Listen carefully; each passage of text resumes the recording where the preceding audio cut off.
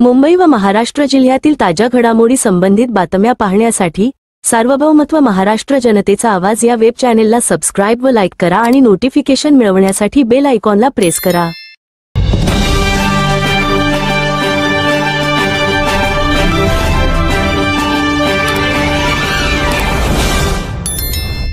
सार्वभौमत्व महाराष्ट्र जनतेचा आवाज न्यूज चॅनेलमध्ये आपले स्वागत आहे। सविस्तर महत्त्वाची घडामोडी सादर। खाद्यतेल महाग होणार। सोयाबीन, पाम, मोहरी, राईस ब्रान तेलाच्या दरात झपाट्याने वाढ होण्याची शक्यता। बातमी सविस्तर सादर। मुंबई सणांचा हंगाम सुरू होताच घरगुती बजेटवर महागाईचा नवा फटका बसणार आहे। रक्षाबंधन, महालक्ष्मीपूजन आणि गणेशोत्सवाच्या पार्श्वभूमीवर खाद्यतेलाची मागणी झपाट्याने वाढत असून त्याचा थेट परिणाम दरवाढीवर झाला आहे। मागील काही दिवसांत सोयाबीन, पाम, मोहरी, राईस ब्रान तेलाच्या दरात प्रति किलो 4 ते 10 रुपयांपर्यंत वाढ झाली आहे।